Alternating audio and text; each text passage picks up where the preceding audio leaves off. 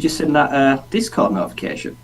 No, I will look in a minute. What up, though, One Pride? This is the Roar of the Lions UK podcast, the podcast where One Pride goes worldwide. My name is Antony Fitzpatrick. I'm joined this evening by Ryan McCluskey. It is a Wednesday evening, and of course, it is the college football podcast.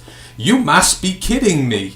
We've got college football back, folks. Week 0 is in the books. We got to sit and watch some good old college football this weekend. It was great. We get to talk about it tonight. But first, let me bring in Ryan. Ryan, how are you doing? I know you had the weekend away with the dog, the family. How's everything going? Good, yeah. I'm just so glad football is back. Like I say, I'm always like college over NFL, so this is like my favourite time of the year.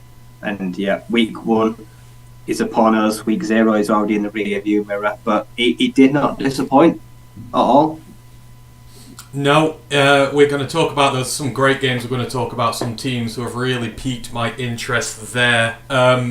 Just very quickly, we are a college football podcast, but as Ryan's just said, as we just came on the show, the Lions have signed Bam Knight, also known as Zonovan, to the practice squad. There is running back 3.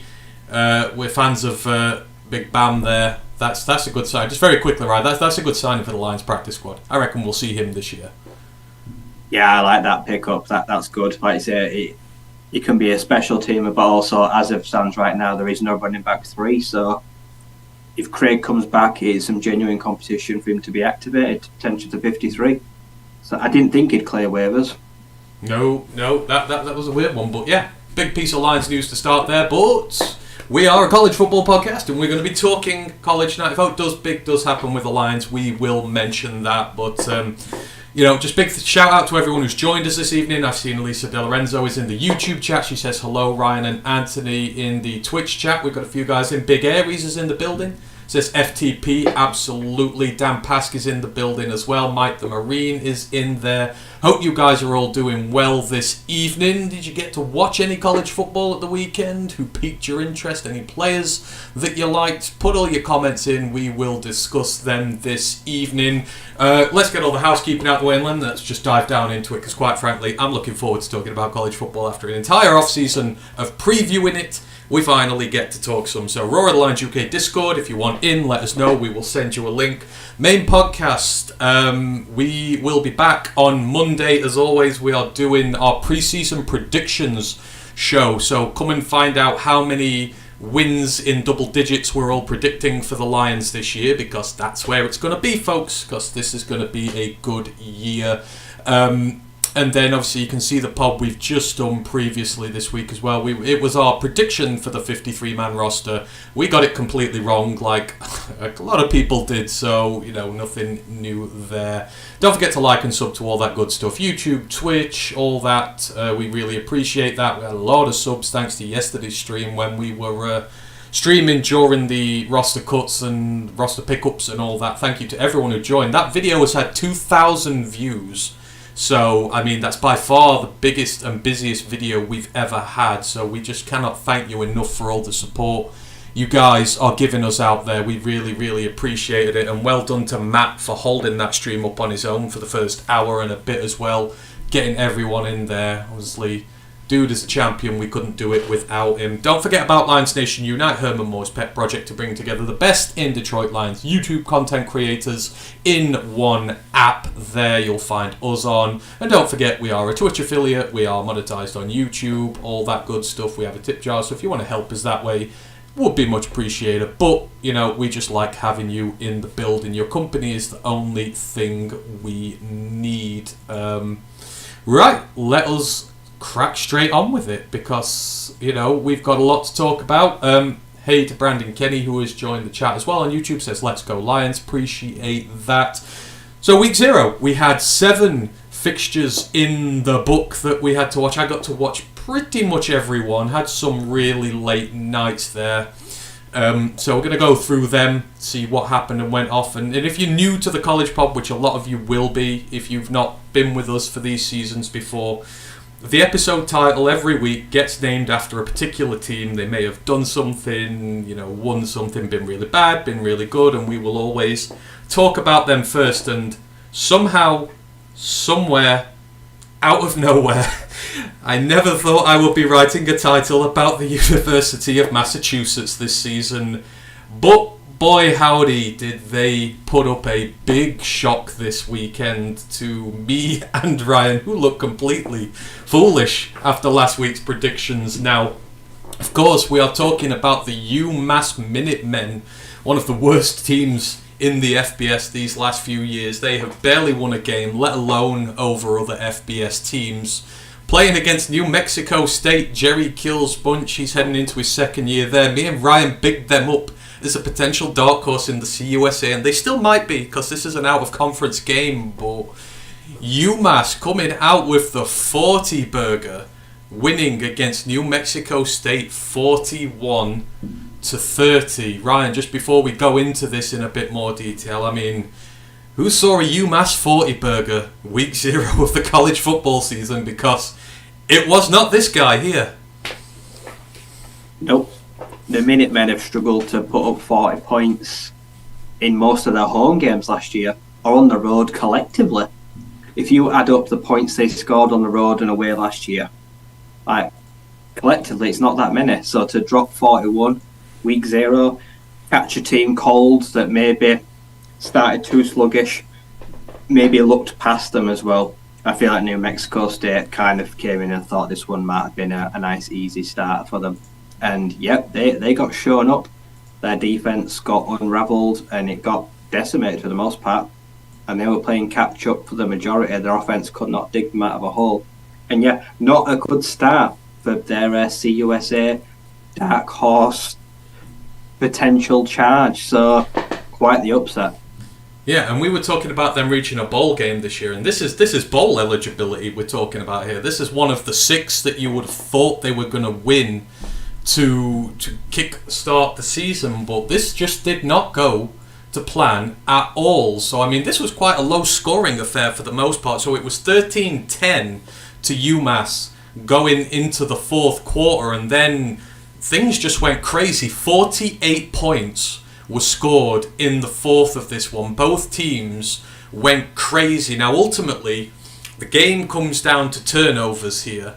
UMass play a clean game. New Mexico State turn it over 3 times. I mean, this thing got to 27-17 to UMass. Then Diego Pavia, the New Mexico State quarterback, horrible throw to the perimeter. It is pick 6. It is game over. They are unable to come back from it despite his best efforts. But this was a terrific game all around. So let's talk about UMass first. So one of the most intriguing prospects we said about this UMass team next year was going to be Tyson Fumachan, or Fumachan I think is what they were calling him on there. I may have been mispronouncing it wrong. But the former big Clemson guy sat waiting for his opportunity for years, never got it, went to Georgia Tech, didn't get his shot there.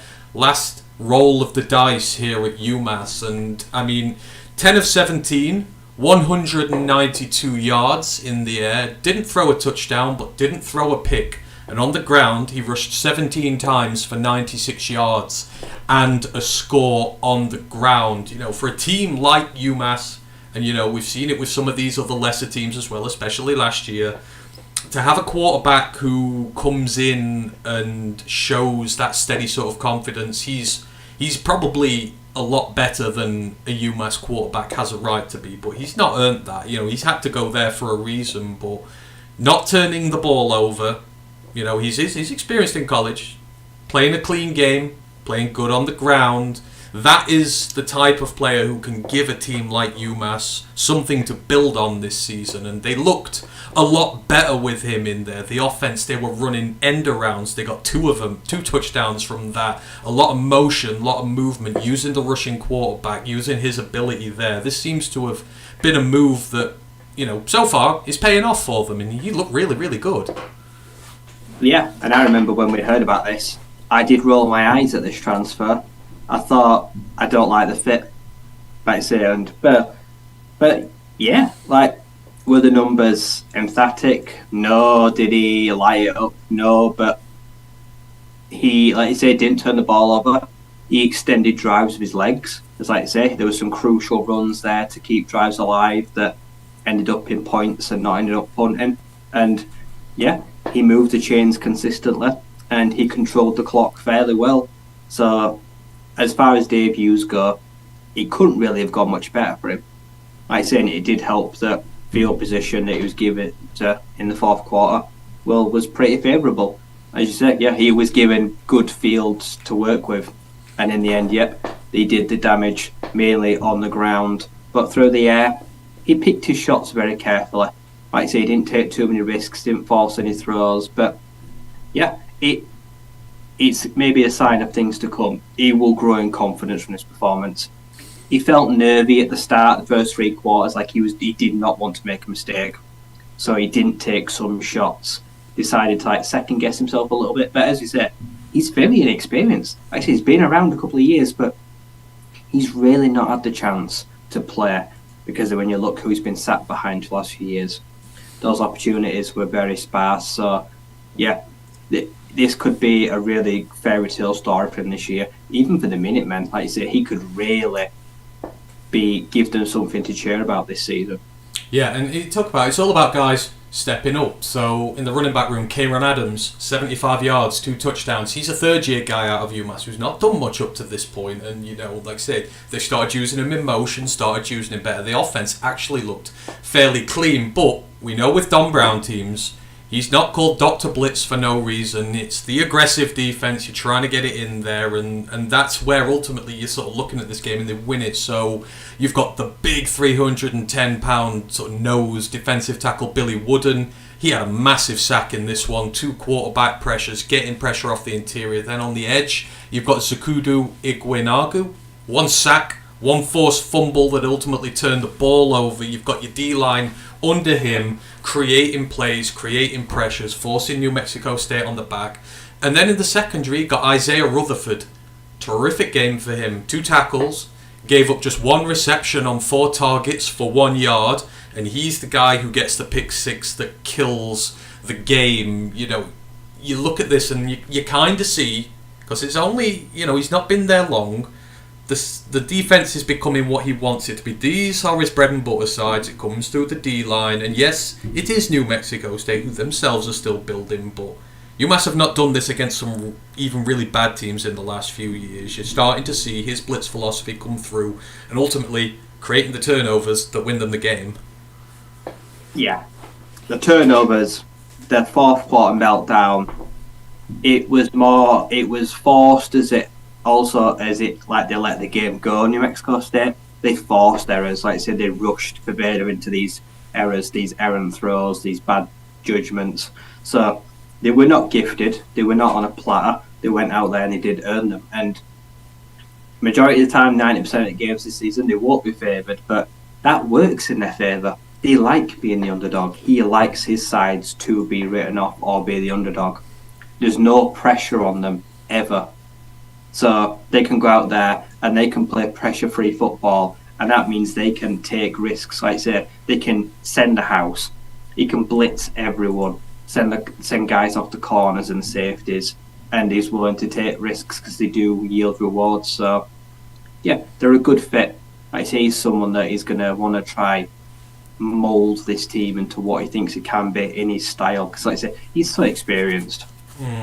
Exactly. So, UMass, consider me intrigued as to you now this year. You now have my attention. In terms of New Mexico State, so Pavia, I actually do like him. He's still growing into his role here. He went 15 of 26, 248 yards, 3 touchdowns, the 2 picks, the fumble, got to clear up the turnovers, but he threw bombs to Trent Hudson and Jordan Parker for touchdowns. Both of them were for over 40 yards away, and he stuck them right in the breadbasket in the end zone.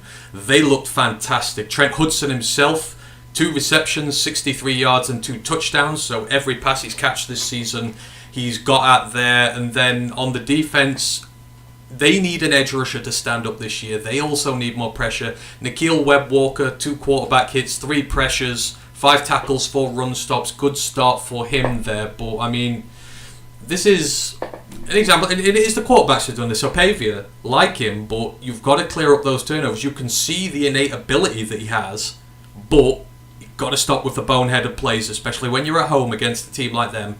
You just cannot afford them. No. If you're going to do it, you've got to do it in the first quarter. You can't do it in the fourth quarter when you've got no time to dig yourself out of a hole. He will have got into the locker room and stood the guys around and said, you know what, guys, this is on me. Like I said, this loss, it's on me. I could have prevented this. Yet say the turnovers were on him. And he knows that. He'll take accountability. And he'll go out next week and he'll do everything in his power to make it right. Yeah, he's had a week 1 blunder. Everyone is allowed one. It's what he does from it now on. If he goes out next week and does it again, then you start to worry. If he goes and turns the ball 3 times next week, then you seriously consider, like, did I make a decision, the right decision, naming this guy as my starting quarterback? But yeah, he'll shake it off quickly. Yeah, hopefully so, and hopefully they'll bounce back when they come to the conference schedule. They would say the turnover look in this game, it was 10 points in UMass favour. That's what those 3 turnovers gave up, and that's ultimately what has cost New Mexico State. But look, fair play, really well done, UMass. You get your flowers this week, and we shall eagerly see what happens for you. Right, let's move it on. So we've got 6 more games to have a look at, and now we're going to go to something a little more lopsided, and we're probably going to really only talk about one team here. But as you know, week 0, Ireland gets a college football game at this moment in time, and it was the big rivalry game between Notre Dame and Navy coming over the pond this year. And this was a game that was really good last year. Notre Dame, big lead first half. Navy fought back, nearly got something out of it, and you're wondering what's going to happen this year. But me and you both guessed this one right. We said that maybe this year, second year of Marcus Freeman, quarterbacks come in. Is it going to be a bit too much for them? And boy, howdy, did this be a bit too much for them. Notre Dame 42, Navy 3 in one of the most lopsided games in a very long time. This was, I mean, we've got to talk about Notre Dame here, I guess, right? This is a case of, this is what happens when you have a good quarterback. For years now, for the last few years, maybe since Bucks left, they've been struggling. They've had some subpar guys. They've lost some games they shouldn't have because of quarterback play. Sam Hartman makes his much anticipated debut here. 19 of 23, 251 yards, 4 touchdowns. What a difference a QB makes, Ryan. Yeah. I actually did watch this game. It was on in the caravan. God, I almost fell asleep. It was so one-sided. I actually found it really boring. I don't like games like this. But Notre Dame for the last few years have had a really good run game. And that was on display again. But Sam Hartman came in, and yep, he showed what he's about. Like you say, I believe he passed Colt McCoy for career touchdowns. He's on his way to be one of the better QBs of all time in college. And Jaden Greathouse, what a great debut for the freshman receiver. A high-level recruit came in, and he had his way with that secondary. And they've already got a kind of thing going through 2 touchdowns to him. But yeah, Sam came out, looked good, composed. The offensive line kept him upright. And yeah, then the ground game, it absolutely mauled them. And yeah, and Navy, I felt bad for them in the end. Yeah, I mean, this is you've seen it with the Notre Dame teams last few years. The running game, like you said, has been good. The offensive line has been good. It's just not had it's just not had the meshness with the passing game. You've not had the complementary football. For a lot of the start of this game, Sam Hartman just had to stand there and pass the ball off. I mean, Audric Estime, 16 carries, 95 yards, average 6 yards per carry, 1 touchdown. And then, like you said, with the touchdowns, because people were wondering, the knock on them this year is, are the receivers going to be good enough? There's no standout guy. So Jaden Greathouse, you mentioned, 3 receptions, 68 yards, 2 touchdowns. Jaden Thomas, 4 receptions, 63 yards, 1 touchdown. Dion Colzine, 3 receptions, 45 yards, 1 touchdown. What Sam Hartman's doing is he's spreading out the love. You're not just zeroing in on one guy. he is making most of all his weapons there, which conversely makes it easier for the receivers because there's no pressure on one of them. It's on all these guys. And you saw how the run game just dominated Navy, and then when they needed to, he just absolutely sliced them to pieces. It was as good a complementary football as we have seen them play in a long time. Yeah, their offense was just humming. And yeah, there's two ways to win a game. Like, so you can have a receiver that goes for 150 yards. They can have three guys that go for 50 each. Like I say, if anything, the latter is easier because it makes the defense have to think a little bit more. If they don't know where you're going and they can't take away your main threat, then that's always better. You keep them on their toes, and you've got complementary receivers. And yeah, it just everything went right on that offense, and Sam looked composed. Like, I'm not going to get too carried away because, like I said, the level of competition, their defense is just not. Navy's defense is just not built to stop the pass. It never has been, and they did get picked on. But Notre Dame did everything right, and the conditions as well. Like I say, it was kind of windy. It was damp as well, so they did have to deal with some stuff. Like I say, it was not ideal playing conditions, but yeah, a perfect debut, and Marcus Freeman will be delighted with how it went. Oh yeah, you couldn't ask for a better start. I mean, last year was it was a disaster start, wasn't it? And you lost your first two, you're in a lot of bother, and you just never really can recover from it. This is setting the tone for this season. Then you look on the other side of the ball, the defense gave up less than 150 on the ground, which, to a triple option side, as good as they've been in recent years, Navy have been a standout service team who can run the ball. But did you notice, the one thing is, when you just thought Navy had a little bit of momentum, you saw the offense was a little different for them this year. They were showing a lot of different looks. They were using a lot of motion on plays as well. But every time you just figured they were going to get something on Notre Dame adjusted and seemed to figure out what they were doing. And those first two lines, the D-line and the linebackers, just look hella good this year. They adapted in-game so quickly to what Navy were doing. Oh, yeah. Heiser and J.D. Bertrand, that linebacker pair, that was a busy day. They had like 20 tackles alone. And their transfer D-line, is it from Ohio State? Is it Sean Baptiste? That guy swallowed up running backs. He was an absolute mauler. Like I say, he looks a great pickup after losing Foskey. He's big, rangy defensive end. That defense came to play. They might have one of the most underrated linebacking pairs in against the run in the nation. Proper side to side. And Navy, they had some looks, they did some things, they got a few illegal formation calls, a few penalties. They were trying to mix up, but yeah, Tyler Laverty, the poor kid didn't stand a chance. His O-line just got decimated.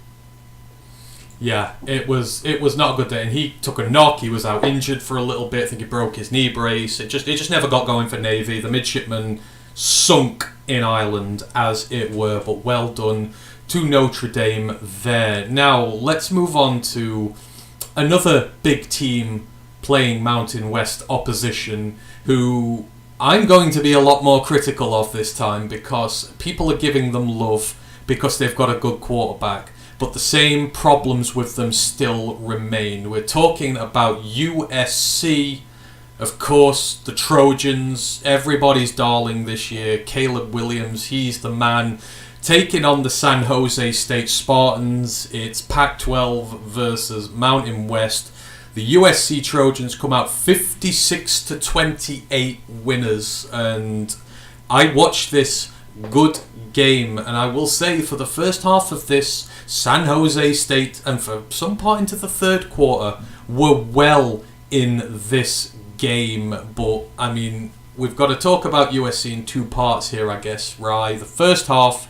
The offense, Caleb Williams, 18 of 25, 278 yards, 4 touchdowns on the day. The rushing game was good. It was methodical. Austin Jones had 6 carries for 54 yards and a pair of touchdowns. San Jose was struggling to deal with that. Marshawn Lloyd, 9 carries, 42 yards.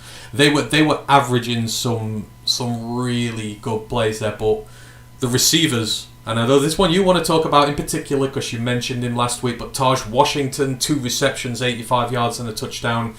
Zacharias Branch, 4 receptions, 58 yards and a touchdown. Dorian Singer got the first touchdown of the game, 4 receptions for 41 yards there. I mean, that offense is just so good for USC, is it not, this year? I mean, they busted a play where the snap went over Caleb Williams' head. It was terrible. He runs back and gets it and just casually throws a 60-yard touchdown like it's absolutely nothing. That offense it's going to be crazy good this year, and it's highlighted by a guy you mentioned last week. Yeah, you can see why he's the consensus first overall pick next year. Like I say, it just don't like there's nothing he can't do. Like I say, he just looks every bit of the part of worth it, and teams will be tanking for him. And yeah, Zachariah Branch, like I say, a return touchdown and a receiving touchdown. I read somewhere it was like the first USC freshman to have a receiving and return touchdown in the game for decades. So he really came off and hit the ground running. But yeah, Dorian Singer, if I remember rightly, he's a transfer from the Arizona Wildcats. I think he is. The name rang a bell. He got a big time move, and you know what? He looked good. I think he's going to be really sneaky good in this offense. But yeah, the Trojans' offense this year again is going to be a juggernaut. They're going to go out there to drop 50s and 60s on people. But like I said, we're going to talk about once again the Trojans playing with their food. Letting San Jose think they're in the game for a little bit before they put them away. I don't know, is it something to be concerned about? Like I say, the game was not over until they decided to finish them off in the end. They kind of leave them hanging around a bit.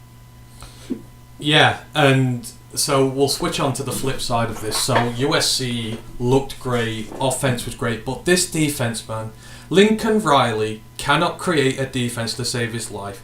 They dropped 30 on you.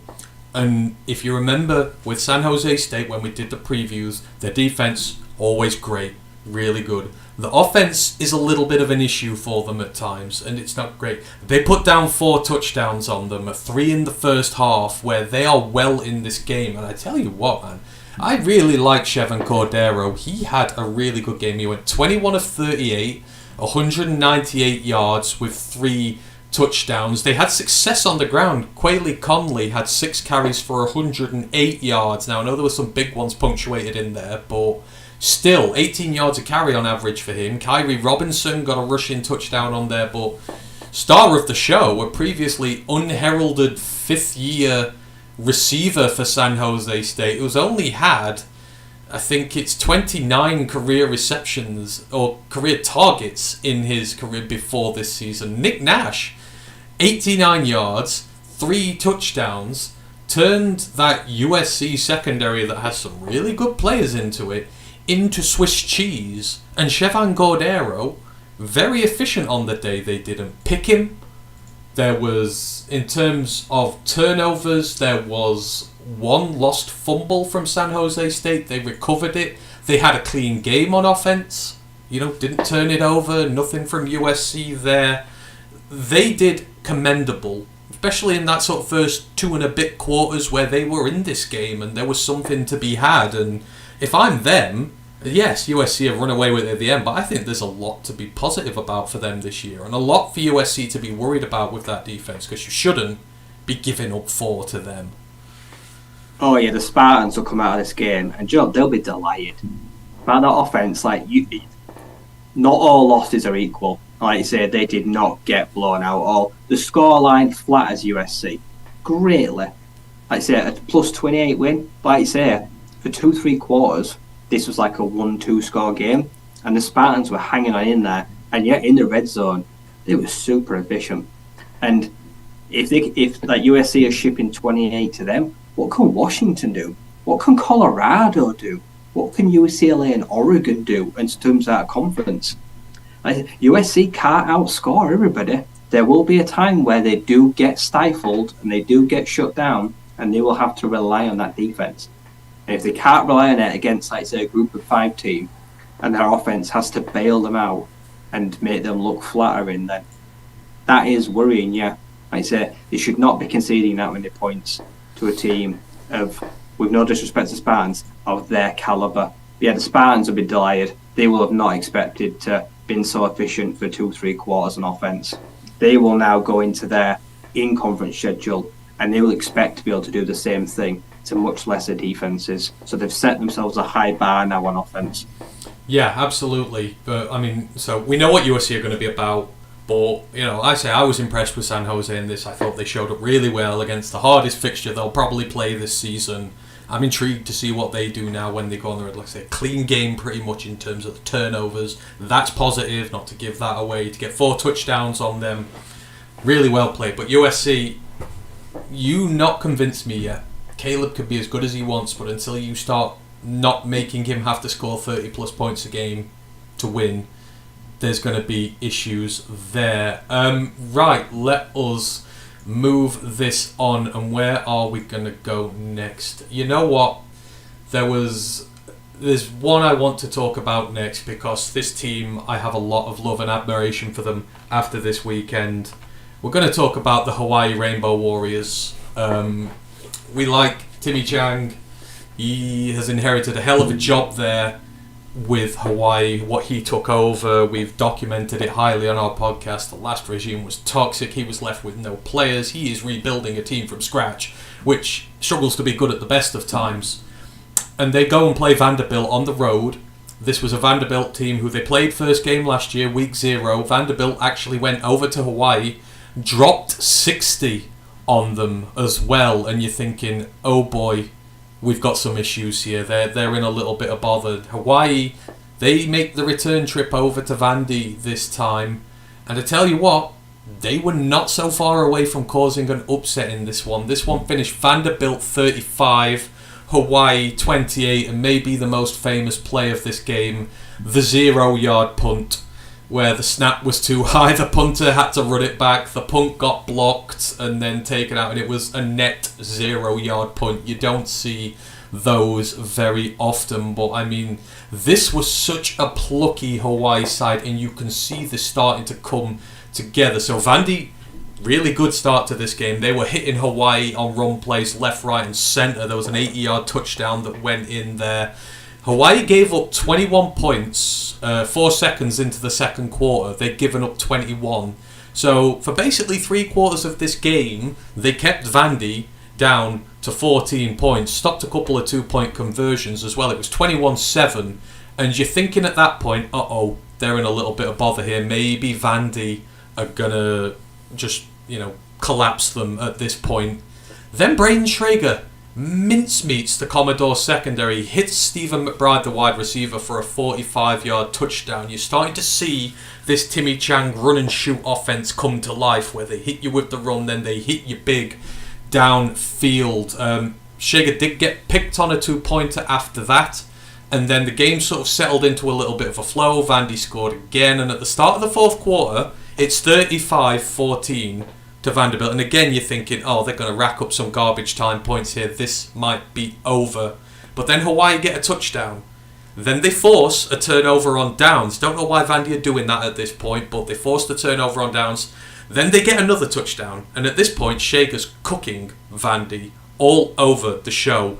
And then after that second touchdown, they go for the onside kick. And I swear down, they miss out on the recovery by mere inches. They actually recover it after one of the Vandy players hits it, but the guy who gets it, there's just the smallest part of his elbow on the white line, and it was so close to them getting that. But even then, when that's happened, they get the stop, they give themselves a chance to make the play. Yep, they have to go 80 yards in about 1 minute 50 with no touchdowns, but ultimately, it's just a bit too much. Shager throws the pick in the 2-minute drill, and it's over. But I mean, the overriding thing from this one, Ryan, is last year Hawaii got absolutely marmalised at the start of this rebuild. This year, you're thinking the same's going to happen, but you're just starting to see them come to life now.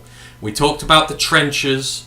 I mentioned Aliki Tanavasi, the centre. These guys they've got in there, they're tough, they never give up, they're built of the right stuff. And just every time it felt like Vandy were getting out, Hawaii hit back. And in that fourth quarter, they had them on the ropes, and Vandy can kind of claim that they're a little bit lucky to get away from this one with no harm. You've seen just what Timmy Chang's done for that program in 12 months. They're night and day from where they were.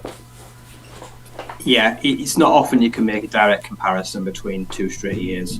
But their opener last year and their opener this year, they could not be more worlds apart. After the first quarter, I'm probably thinking, oh no, here we go again. Like they've given Vandy a nice handicap to work with, and you assume like it's going to be a task too much for them. But yeah, like for the next 3 quarters, they knuckle down. Like you say, they make life hard for Vanderbilt.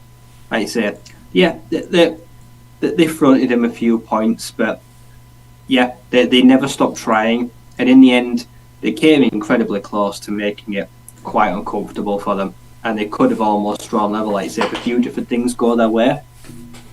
Lots of positives and heart to take out of that. At no point did they ever give up, even if things didn't go their way or they fell behind. And yeah, Schrader, up and down day, like you say, did some really good things, some things that he'll wish, I wish I had that throwback. I wish I'd have gone somewhere different with that. But at the end of the day, I still think they can take away a lot of positives from it in the end compared to where they were a year ago. Like I say, this time they were on the road, so they were already at a disadvantage having to travel. Like I say, last year they were at home, which was worse. So very commendable effort. Like I say, they just fell short. If they play better in the first quarter, and they may have a chance in that game. If they don't front them that early lead, and they were always playing catch up, things may have gone very differently for them. But I think they will definitely learn from that first half. And yeah, like I say, against an SEC opponent, some teams will now look at them and think, that's a different side to we played last year. They are not the same Hawaii Rainbow Warriors. They're trending in the right direction now. So they're going to be a team to watch for the rest of the season to see how they build on this. Like I say, a good performance, but now they need to go out there and implement it and start faster. Next week, I want to see them start quicker.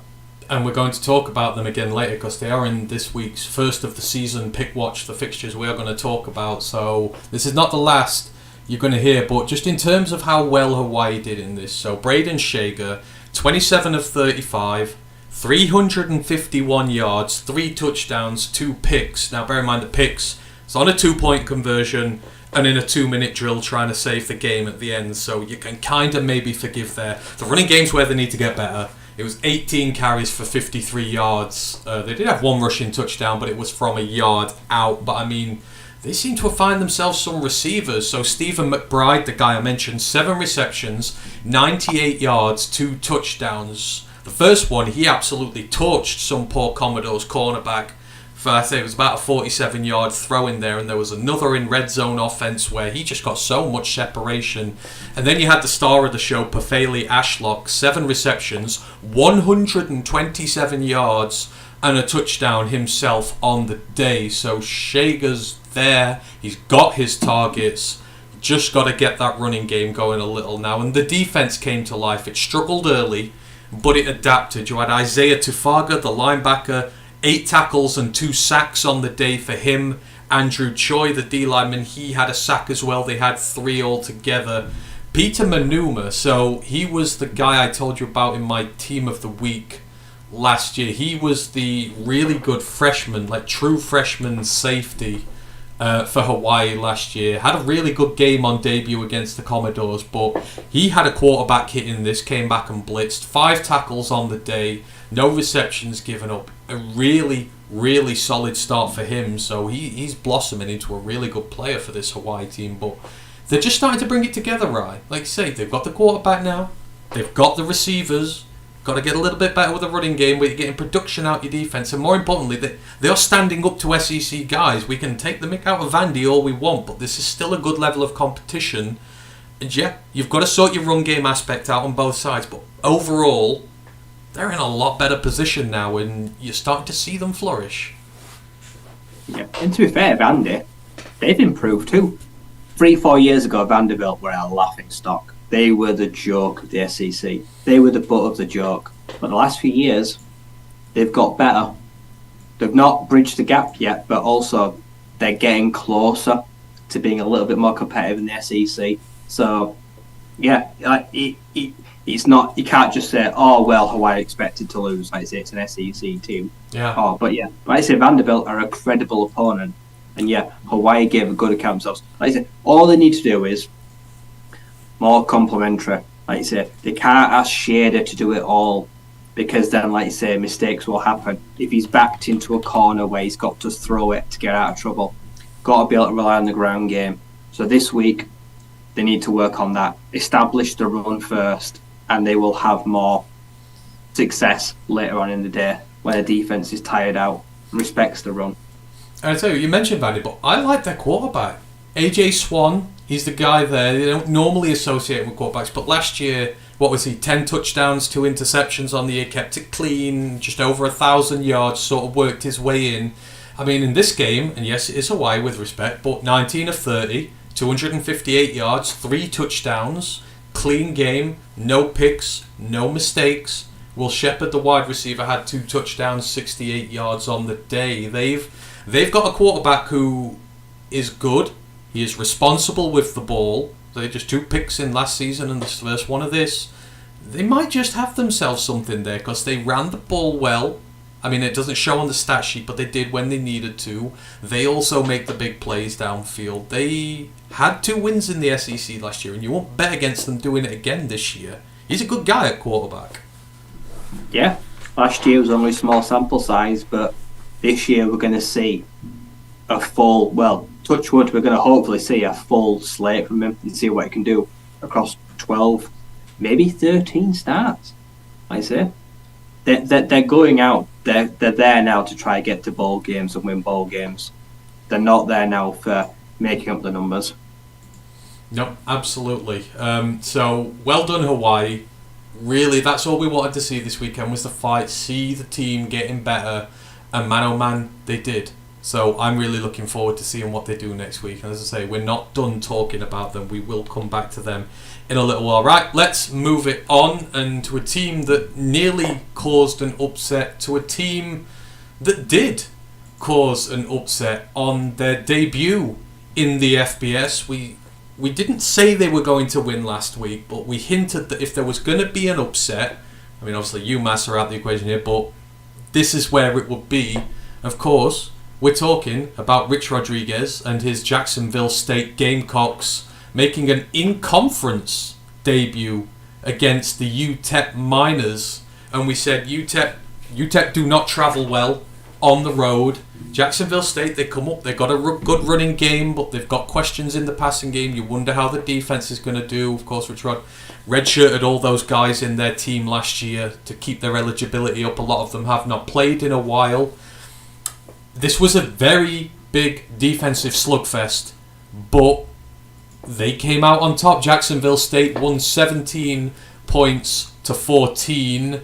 It was not pretty to watch, but defensively, they were great, and they brought to the table exactly what they thought we were going to. The running game, right? Malik Jackson, 13 carries, 76 yards and a touchdown at nearly 6 yards per carry. Ron Wiggins, 13 carries, 63 yards and a touchdown at 5 yards per carry. Zion Webb, the quarterback, 10 carries, 55 yards, 5.5 yards per carry. And this is all without their leading running back, who we told you to watch out for this year. He had a little knock and did not play. This is not even their first string running back in there. And then you look at quarterback Zion Webb. He was 10 of 20 for 67 yards. They got absolutely nothing out of him whatsoever. This was ground and pound. And then the defense came to play. Jacksonville State, they are not here to make up the numbers, right? They are 1-0 in the CUSA against a good Miners side, and overall, you figure just about deserved it as well. Yeah, I think we've seen their game plan for this year is make it ugly. They're not going to win shootouts. They're not built to win high-scoring games. Like I said, they're built to keep it tight, keep it on the ground, control the clock. Like I say, clock management is a big thing because they're a running back by committee. They want to control time of possession. They want to hold the ball, and that defense, like I say, when it has to, when it needs to, it can stand up, it can rush the passer, and it can get you off the field. And we saw all of those things there. A very successful start, and yeah, they couldn't have started any better for them. Like I said, that is kind of going to be their blueprint to win games in the CUSA this year, is making it ugly. They make games ugly, they stand a great chance of winning, than going out there and trying to win 50-40. It's just not going to happen. No, absolutely not. And, you know, you've then got to look at the opposition here, and you say they made it ugly, they made it bad. And UTEP, this is Dana DeMel heading into season 6. This is the CUSA blown wide open in terms of being able to go and get that top spot in there. But they just cannot shake the road woes away from them. Gavin Hardison, the quarterback, I mentioned this on Saturday in our Discord. He plays like Tom Brady when they're at home. He plays like Tim Boyle when they're away from home. And this is where it comes in. The turnovers. 4 turnovers on the day from UTEP to Jacksonville State's 1. And Hardison, he gets the flashy numbers. 17 of 29, 208 yards and a touchdown. But you've also got 2 picks thrown in there with it to kill the drives they are on dead. So wide receiver Kelly Akarai, 4 receptions, 102 yards, touchdown on the day. Really good in terms of the stat lines there. But he's a quarterback you cannot trust on the road, Rye. Gets jitty, makes mistakes. The picks were not pretty. I watched this game from start to finish. They were bad. And they outscored Jacksonville State in terms of yards in the game, total offense, total rushing yards, total passing yards. They had the stats up in everything. But because of those turnovers in critical situations, that's what cost you the game. And the turnover looking, this is 10 points. So this is a 3-point game. Those 2 turnovers cost 10 points. Not hard to see where it went wrong for them, and Dana DeMel's in a lot of bother now, losing to the FBS newcomers when he's in year 6 and they expect better than bowl contention. I think he's on a hot seat now. I think the seat definitely got a bit warm after today, and yep, like I say, statistically they control everything, but situationally they let themselves down. I say it doesn't matter how many numbers you rack up. Points win prizes, like I say, not stats. And Hardison, yep, he gets stage fright. It's like he gets stage fright. He leaves the home ground, he goes on the road in front of a partisan crowd, and he crumbles, like I say, and it's just not good enough.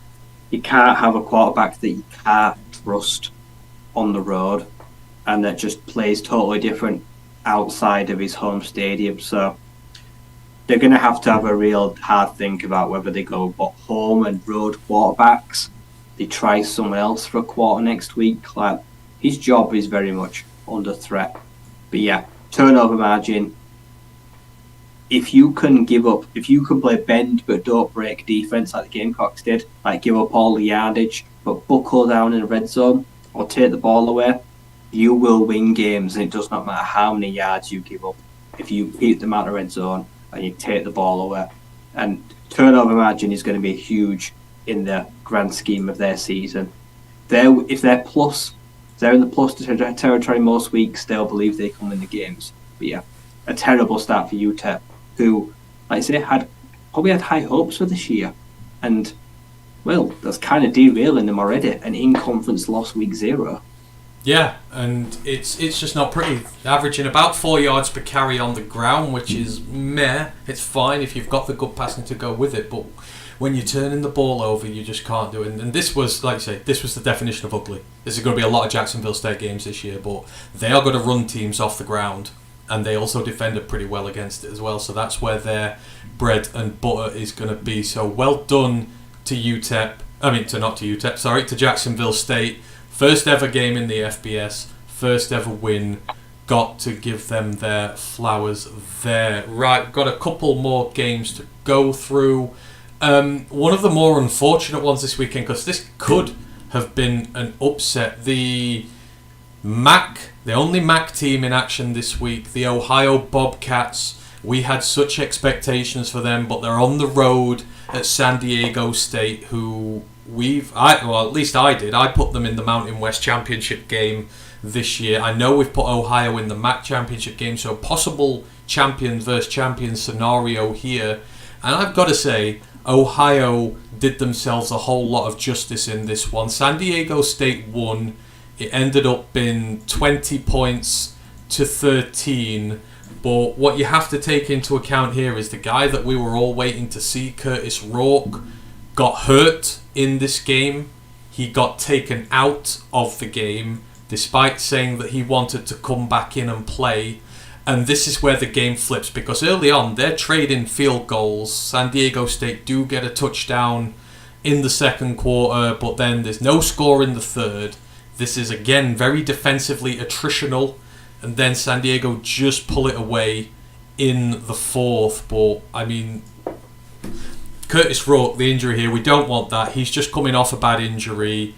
He's meant to be fit for week 2, but it's not what you want to see him getting knocked out of this, because I tell you what, San Diego State were there for the taking on their home ground. They did not look good. We talked about the quarterback Jalen Mayfield. He's getting bedded in. The offense is still a work in progress in there. The defense is really good, which we saw, but this was the opportunity, and unfortunately that injury cost them in this.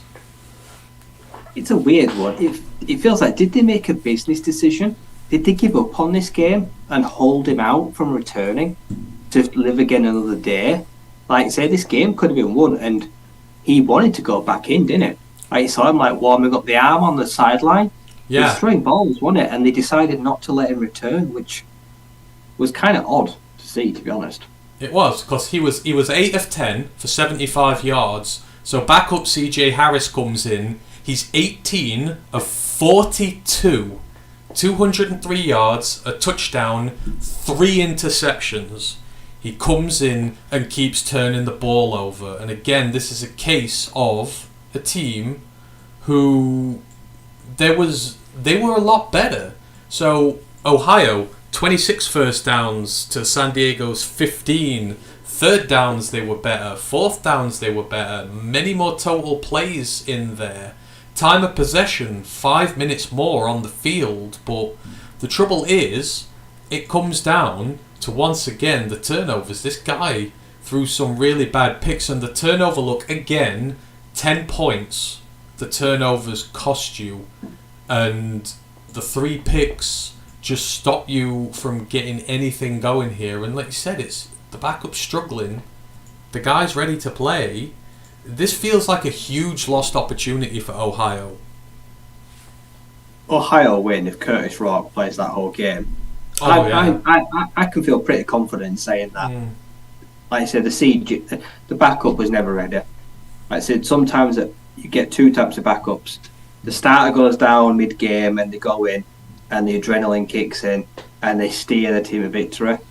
Or they go out there, they're not ready, it's daunting.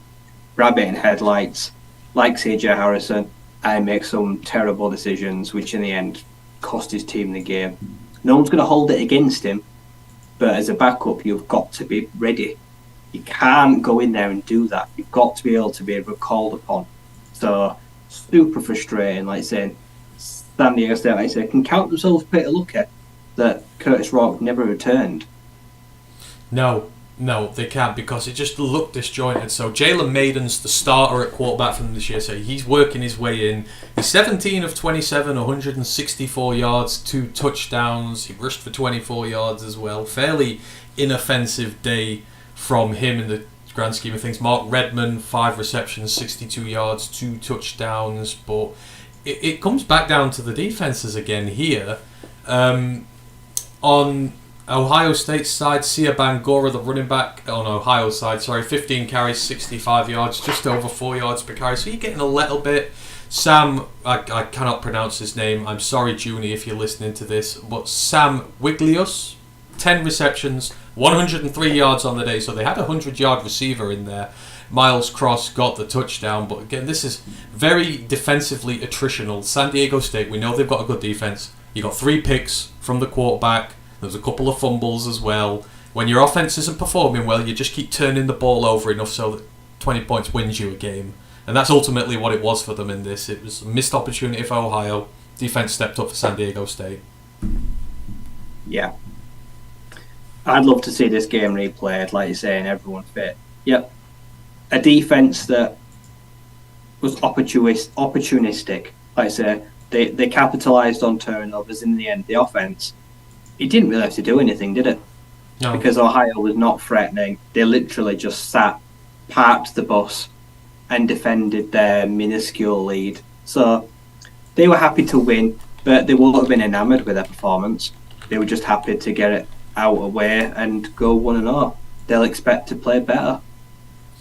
Yeah, no, absolutely. It was underwhelming, let's say, from all teams. So they're going to be hoping for better. San Diego State come away with the victory. They got a lot of work to do. Ohio have got a lot of work to do. So we'll see what goes on with them. And to round out week 0, speaking of underwhelming performances, this is maybe my most underwhelming performance of the week from a team that I was banking on outside of New Mexico. The Louisiana Tech Bulldogs. I think they were my sleeper team in the CUSA to go and do something this year. Obviously, big Hank Backmeyer is now there. They were playing against Florida International. Expected them to win this one very comfortably. They did not. They won 22 points to 17 against Florida International, who themselves are going through a huge transition period at the minute. And I mean, listen to some of the stats in this game. So Florida International winning at the half, 17-13. Third quarter, there's no points. Louisiana Tech eventually in the fourth score 9 unanswered. So Florida International started well, 17 points early, then they scored nothing from early in the second quarter. Hank Backmeyer, we know what he can do. 34 of 44, 333 yards, 1 touchdown, 1 interception. This is, of course, a very low-scoring game. The running game, not a lot going. 19 carries for 83 yards. Jacob Fields got a rushing touchdown, 1 carry for 30 yards. It was one of the few big plays in this game. Smoke Harris, the receiver, wonderful day for him. 11 receptions, 155 yards and a touchdown. We know what he's getting there. But Florida International, I mean, Grayson James, the quarterback, we were big concerns about him. We said he was going to be the starter. He's done his case.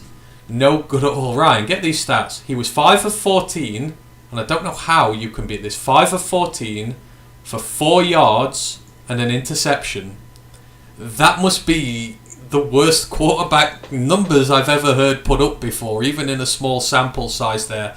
Everything went through the run game for Florida International. Shamari Lawrence, 15 carries, 139 yards and a touchdown, 9.3 yards per carry. The man carried this offense all game. Antonio Patterson also got a rushing touchdown as well. But this was like the Jacksonville State game. I didn't like what I saw here.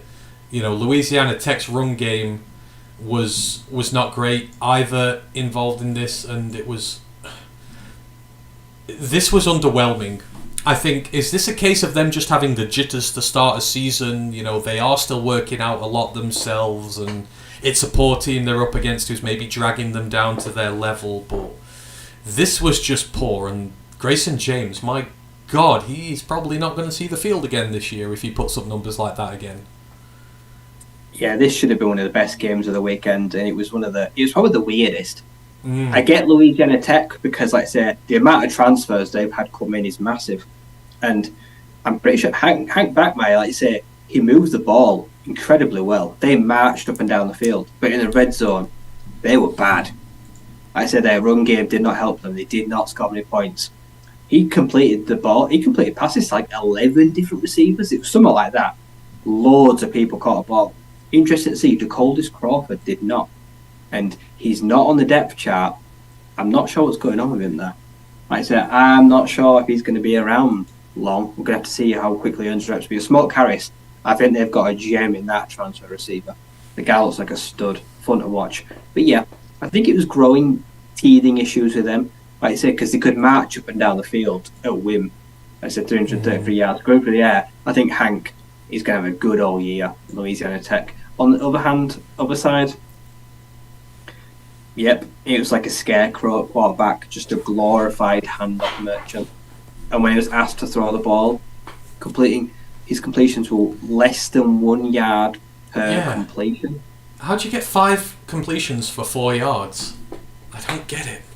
It has to have been like a screen. Tackle for loss, like -8 or something. Yeah, there you go. But yeah, a bizarre one. They clearly did not trust him to throw the ball, so they just said, do a Ryan Tannehill and just stand there and hand the bloody thing off. And they should have won. I think FIU should have sent out that lead at half time.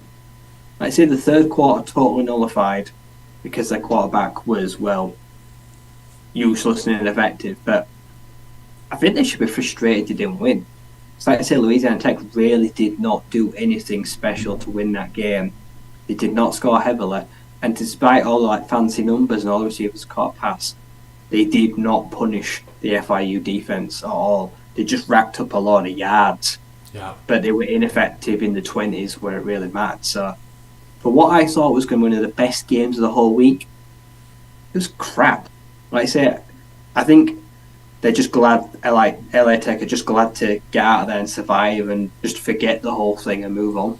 Yeah, absolutely. I think Florida International are in bother this year. Shabari Lawrence is going to be key. I mean, he's their standout guy. He's going to have to do a lot for them. The O-line's going to have to block well for him. For Louisiana Tech, it's going to come. And there were promising signs here. So the havoc rate on defense was 16%. That havoc rate is when, plays in the opposition backfield, basically. So you have 6 tackles for loss on the day, 3 against the pass, 3 against the run. You've got a pair of sacks in there as well. You've got an interception. So there's promising signs on the defense there for them, but the offense has got to get better. Backmeyer will put up big stats, but you got to clean up the turnovers and you've got to play complementary football with him. So scare averted for Louisiana Tech, but they have a long way to go if they want to win the CUSA this year. Right, that is everything in terms of the 7 games that have been played. We saw some shocks, we saw some not shocks, we saw a lot. I'm highly encouraged by a lot of what I saw in week 0, so hopefully that continues. So we're going to move it straight on and we're going to look towards week 1, Ryan. So this is where everybody gets involved. All the teams will be playing this week. FBS, FCS, everybody gets involved. I mean, there were a few other games this weekend. We're not going to talk about the Jackson State game. They absolutely rattled the hell out of their opposition. So we're just going to move it on and we're going to talk about week 1. And again, if you've not been with us on the college podcast like that long, because I know a lot of you are new, what we do. So me and Ryan, we run a pick watch in our Discord. We pick out 10 fixtures a week, 10 usually of the better ones, and we make our predictions on the show. We talk a little bit about the fixtures, and then we talk about other fixtures that we haven't picked in this that may have caught our eye. So we're going to talk about the 10 games that we've picked for this week's pick watch, because I mean, week 1 is a bit of a weird one, isn't it, right? You do get a few big games in there, but for the most part, this is the top 20, top 25 teams playing bums on the non-con schedule. A lot of FCS teams, a lot of really small group of 5 teams. It can sometimes be difficult to get a good slate out of week 1. Oh yeah, they always bloody schedule in their cupcake games for week 1. Always pisses me off. They always front load their easy schedule to get a nice 2-3 wins in a row, like Michigan do, teams like that. And then they will go out and, like I say, then their in-conference schedule starts. So they like to give themselves a little bit of a buffer. So the first few weeks can always be very lopsided. Yeah, absolutely. So, but we have managed to create a good slate out of this. So let's start talking. And of course, once we're done talking, we've got to make our official predictions so I can put them into our spreadsheet. So the first game, intriguing. This is a rematch of last year. We've got the Florida Gators at the Utah Utes. Now, I remember last year very clearly. We both picked Utah to win. I'm pretty sure we did. And Florida won this one. Somehow Utah threw this game away and they're going to be looking for vengeance this year. Obviously, we've not talked about the Power 5 teams really this year. So Florida coming into this season, one of the most baffling quarterback decisions in the entirety of the SBS this year. Their starting quarterback this year is going to be Graham Mertz, the turnover merchant from Wisconsin. I don't know how he's got the job, but he has. They've got a new offensive coordinator. Billy Napier is the head coach. We all know him back from his Raging Cajuns day. This is going to be his second year. Got new coordinators in already on the job. So Rob Sale is the new guy there. He's known for building his offensive lines, which Florida really badly need. But he's going to be building it from near scratch this year. They've got a couple of good guys in there, but I believe they are starting a true freshman on that line this year as well. However, this Florida team's bread and butter is going to be built on the defense this year. So again, new coordinator, former Southern Miss defensive coordinator Austin Armstrong.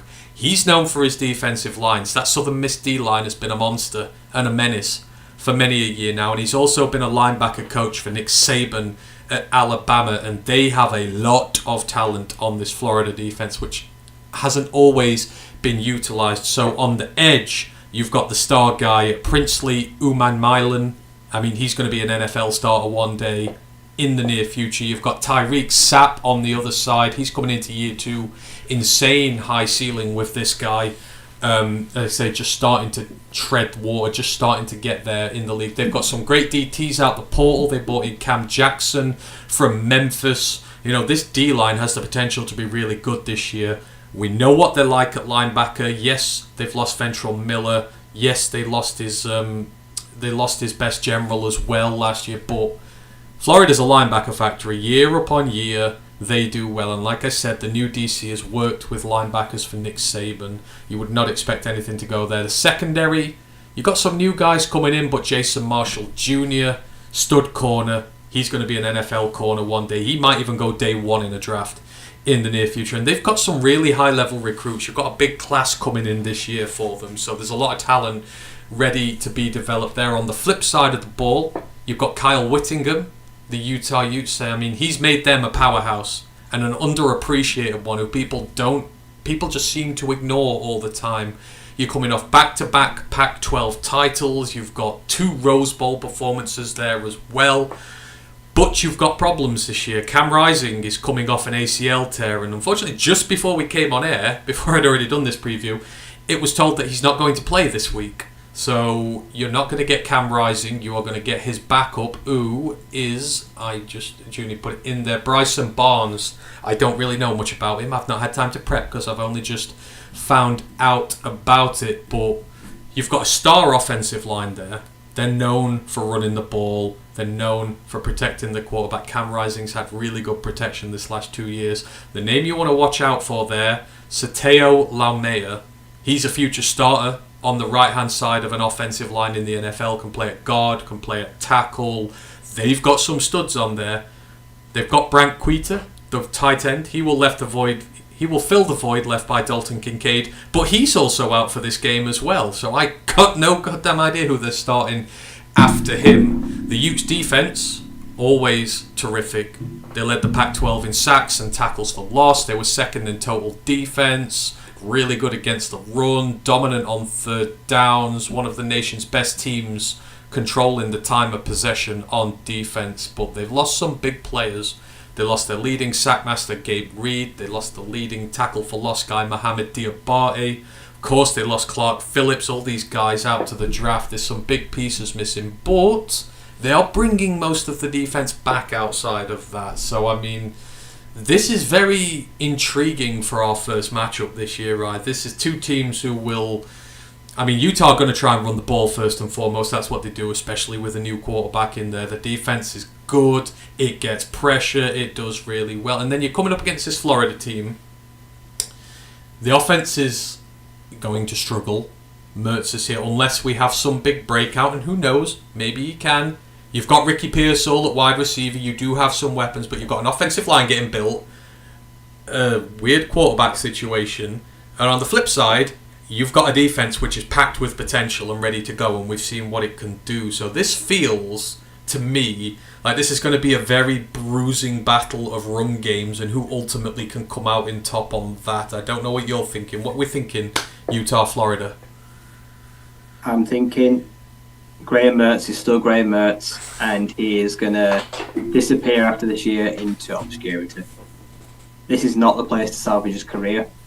And I like Jaquindon Jackson. As we know last week, I put him in my preseason team to watch. And the Utah are going to lean on their 6'2" bruising running back this week, because as you mentioned, untested backup quarterback, no star tight end.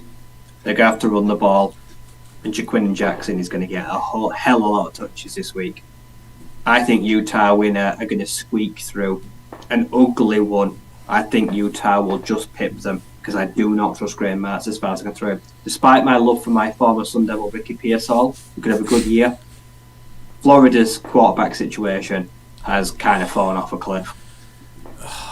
You know what? This is tough. Now that Cam Rising's out, I was going home advantage. Like Florida had the home advantage last year. Utah made mistakes. Florida kind of got away with it and won. I'm thinking, is it going to be the same again? But the trouble is, they can run the ball well, but Rising's always efficient when he needs to be.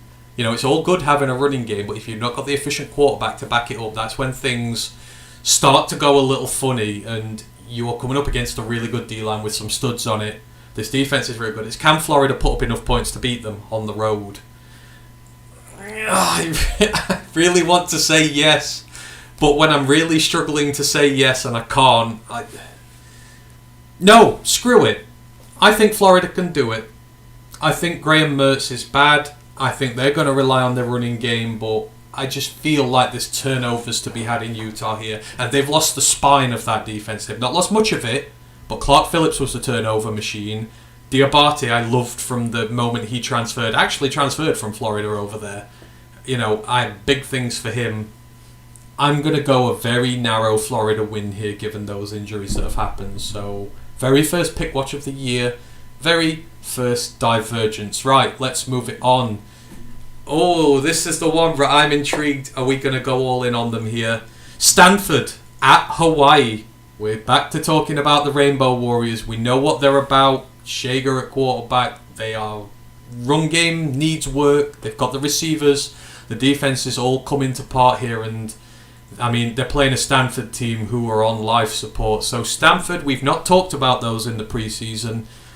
Troy Taylor, now the new guy there, and I know Ryan was confused when he took this job. I know it's a Power 5 job. He's the former Sacramento State head coach.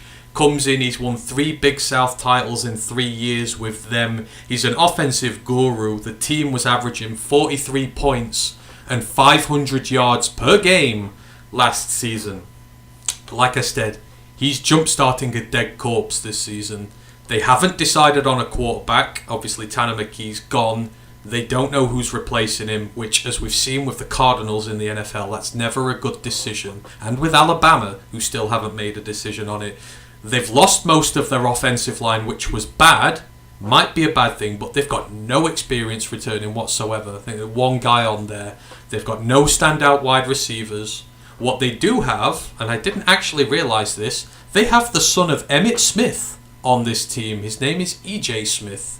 He's turning into a very good running back, but he himself is coming off an injury last year that saw him miss the last 10 games. So, one-star guy on there, nothing round him, and the defense was not much better. 434 yards and 32 points per game it gave up, which makes their win over Notre Dame even weirder, because Notre Dame only put down 14 points on this defense. We went back to how the quarterback situation at Notre Dame was bad. That's how bad it was. They could only put down 14 on a team that averaged 32 against other Pac sides. They have a lot of new starters on this team. They have been wrecked by the portal. You'll know, right? I've been a Pac-12 guy. Most every defender they had of any form of quality whatsoever is gone. A lot of new starts in the building. A lot of young freshmen in this team, specifically in the secondary. And we've just seen what Braden Schrager did to the Vandy secondary, which is a lot more experienced.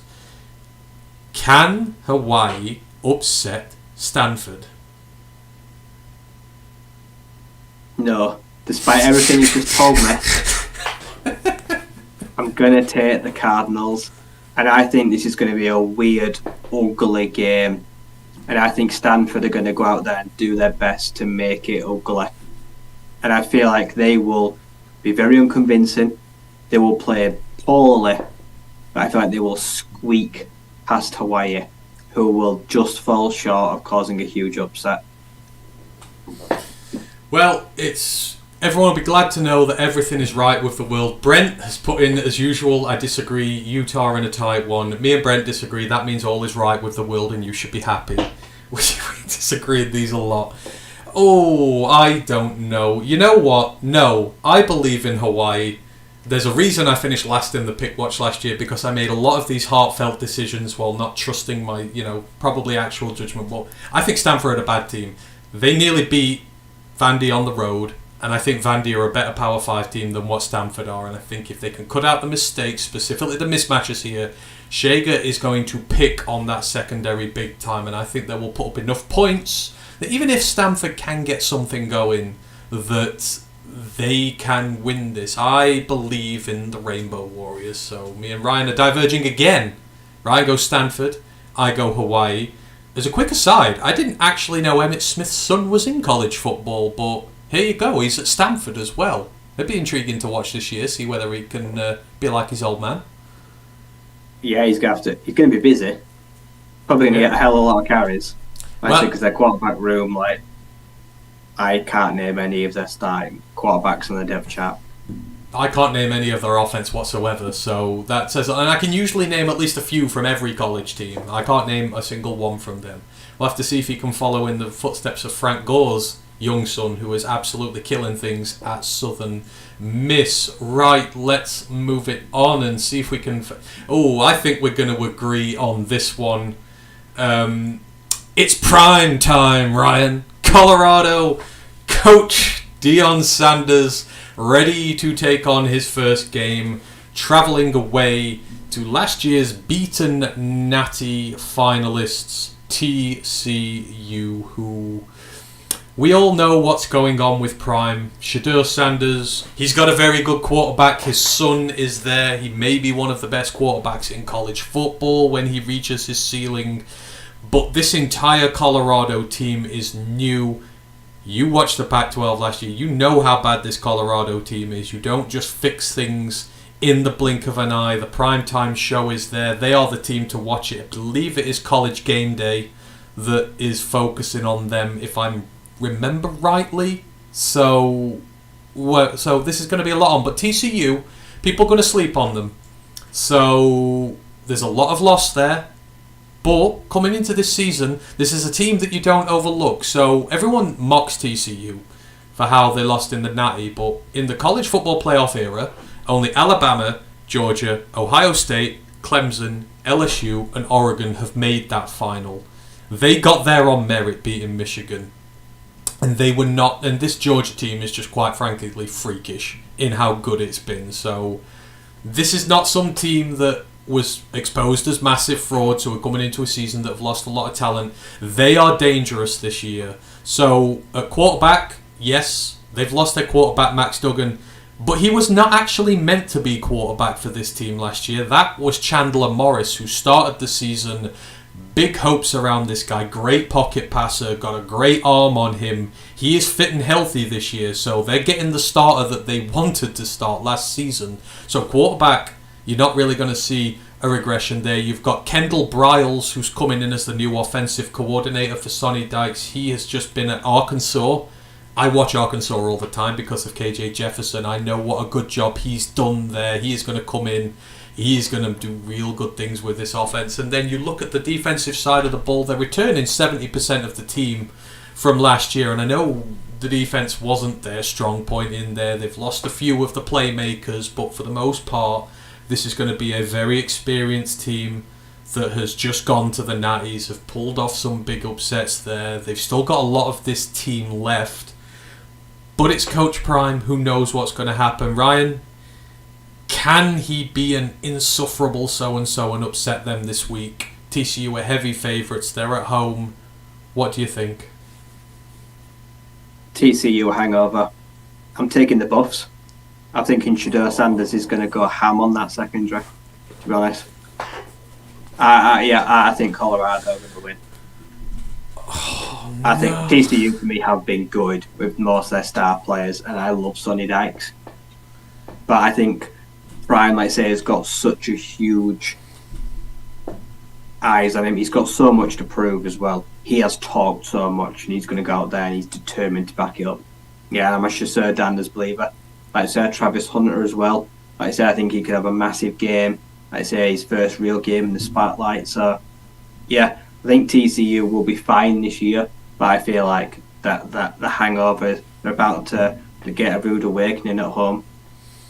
Oh no, I'm going TCU. I'm not doing this. I can't root for Colorado. TCU are at home. I don't think they're as bad as people are going to make out, and Coach Prime has replaced that entire team. It's going to take time. I know College Game Day's there. I know it's all about that, but I feel like this thing's going to implode. I've got TCU, and again, we're split. I don't think we split this much during many of the Pick Watchers last year, so I'm going TCU. Ryan is going Colorado. This is maybe one for the taking there. Right, let's have a look down at some more of these fixtures. Ooh, we may digress again here, Ryan. I don't know about you, but we're going with the South Alabama Jaguars away at Tulane. Kane Womack versus Willie Fritz. Kane Womack, massive fan of him I am. The offense that he runs, that Jaguars team I expect to make a go at the Sun Belt this year. I may have actually predicted them to win the Sun Belt if I did my math rightly. But they're coming up against Tulane, who've just won the American. We've talked about their struggles. They are losing a lot of players this season. There's going to be a lot of turnover on that team. But they've got the coach who's been there, who's done that. He wants to see out his days with his team. An interesting clash of styles here. Tulane, they are good on offense, but they've got a really good defense as well. But they've lost the linebacker heart there. The Jaguars are an ascending team. Two very highly talented coaches. South Alabama are on the road, so that may focus in here. But I find it very hard to pick a winner on this one, right? What are your thoughts on the Jaguars and the Green Wave? I think the Green Wave will just take this, but I reckon this is going to be a ding-dong. I believe in Michael Pratt. I think he's going to go out on a high and want to retain that title. Yeah, so they've got the coach, they've got the quarterback, and they've got a remnants of defense. I think that will be enough. But I reckon South Alabama will be plucky. They're going out there to try and win a conference title this year, and this is a really good test for them. This is a massive test for them, for their title credentials. But yeah, I'll take Tulane, but it's going to be less than by 3 points, I think. I mean, this if you're looking at a sort of underrated quarterback battle here, this is Michael Pratt versus Carter Bradley, who's Gus Bradley's son by chance. He had a wonderful season for the Jaguars last year, but like I say, Michael Pratt is underappreciated, very much underappreciated, and I'm not sure this is me wanting to go heart again because I have my heart set on South Alabama. I had my heart set on Troy as my Sun Belt team last year. It paid off. I'm going to go with my heart again, and I'm going to say that South Alabama are going to win this. I think Tulane are going to have the hangover here. I think they've got a lot of production to replace. South Alabama do not. So I feel like it's going to be this one in a narrow one. So did you go Tulane? Yeah. My God, we are splitting again. Hey folks, we might do a full split here this week. Who knows? We are 4 of 4 so far. So Ryan goes Tulane. I go South Alabama. Right, who else do we have on the slate here? Army, the Black Knights at Louisiana Monroe.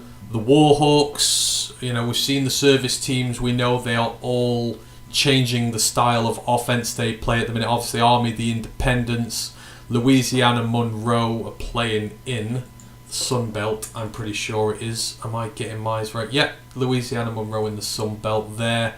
Thoughts on Army and Louisiana Monroe? Right, again, big clashing styles between the two teams. Army play that vaunted triple option offense, and ULM, I mean, they've got a lot to prove this year. This Terry Bowden's third year there.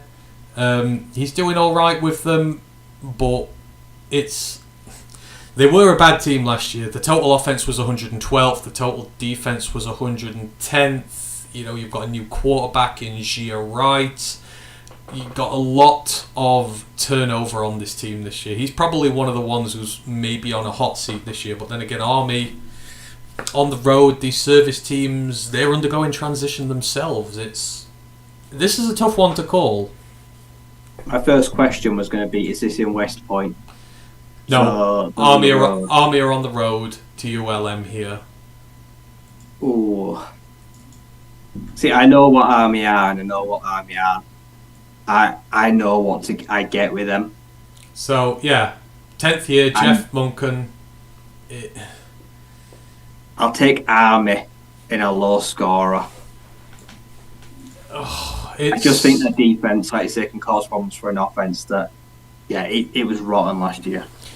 So ULM's rush defense last year was 115th in the nation. They gave up 200 yards per game, nearly 5 yards per carry. You're coming up against a premier rushing attack. Not a good stylistic I'll take Army. I think I'm going to take the Army Black Knights as well. We're not having a full clean sweep this year of differing opinions. It's going to be really tough. But I do fancy Army. Munkin is due a good season. I think he's going to win that there. Oh my god, I just looked back at the comment. Brent agreed with me that Hawaii are going to beat Stanford. Right, well, all is not right with the world, folks. Things may go crazy this year. Who absolutely knows? But yeah, I do have Army in that one as well. Right, who else do we have on the roster here? So, interesting Pac-12 Mountain West again, Ryan, and I'm not sure what to think here. Oregon State, beginning the era of DJU, who's coming in to try and save his career after his Clemson toils, as they were, coming up against San Jose State, who we've just talked about. They gave USC not a scare, but they went toe-to-toe with USC on the road. They put up 28 points on there. The offense looked good when it was getting going. The defense, yes, it got torched, but this is Lincoln Riley and Caleb Williams. There are not many offenses which are going to be better than they're going to come up against this year, and some of the plays were quite frankly ridiculous. I don't think that's equivalent of what San Jose is all about. The defense is good. The offense looks pretty good. DJU's coming into this Oregon State side. I mean, and Oregon State are on the road. This is a home fixture for the Spartans. I mean, I don't know. What are your initial thoughts on this one? Could this be where upset alert is this week? I don't know. Like, the Beavs last year were really good, but they did lose, like say, their star tight end. They lost their one of their best corners in Rejon Wright. They lost a lot of guys to the draft, and they moved on, like I say, and had to now replace a quarterback. DJ Ungalea, like I say, he's not bad. On his day, he can be great, but he's been very inconsistent. Like I say, he's coming into a team coming off, a damn record year, or the best he's had in a number of times, so it's going to be really hard for him to follow that up. There's a lot of pressure on him.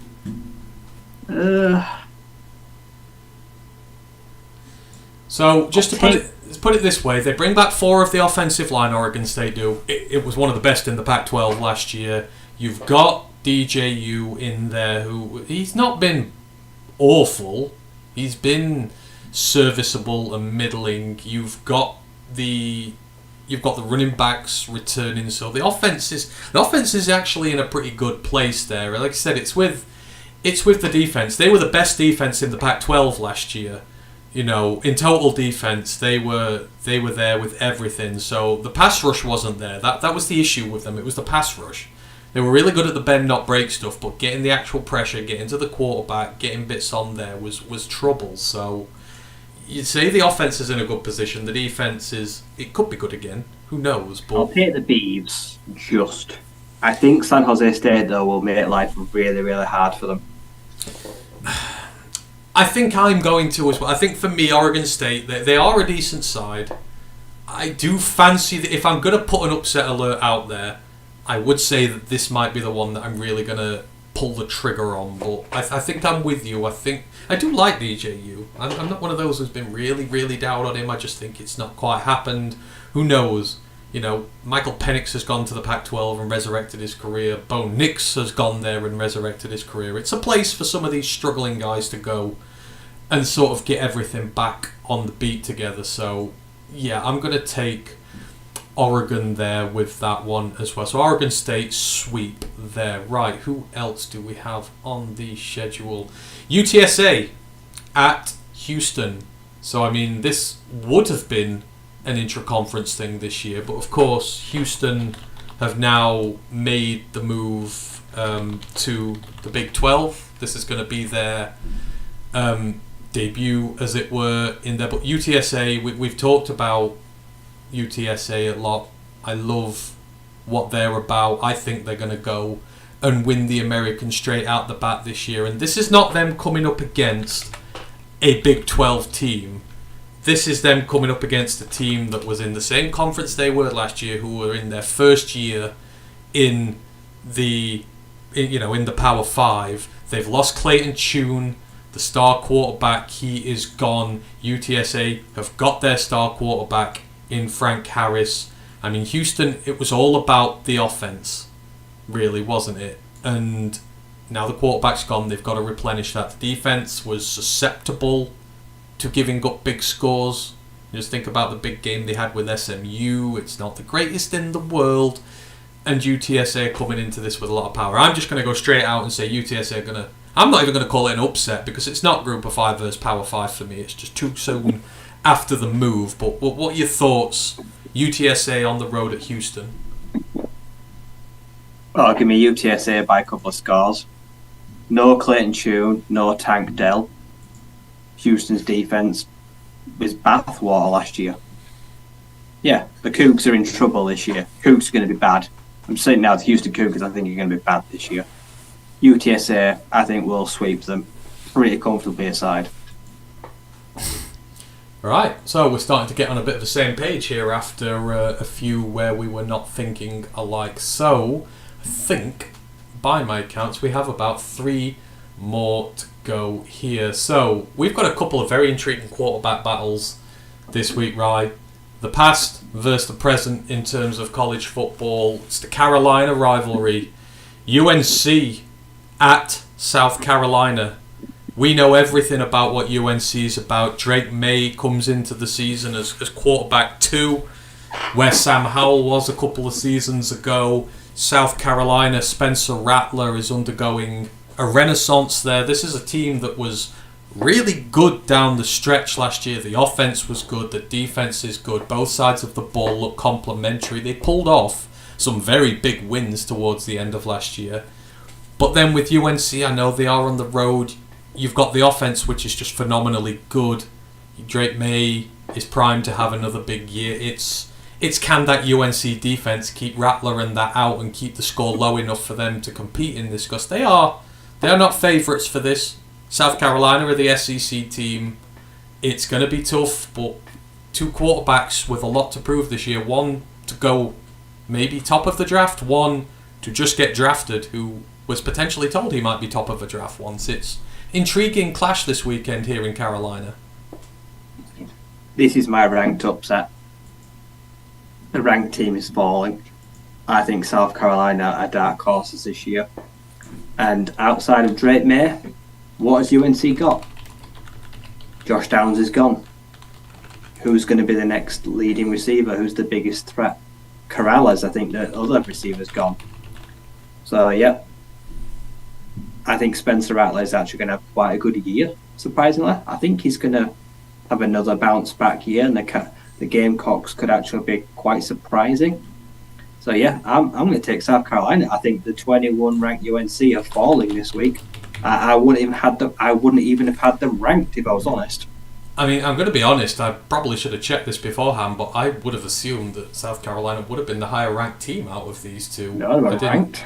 Right. Well, in that case, I'm going home upset. Then, if that's going to be the way, Brent, we need to stop agreeing on things.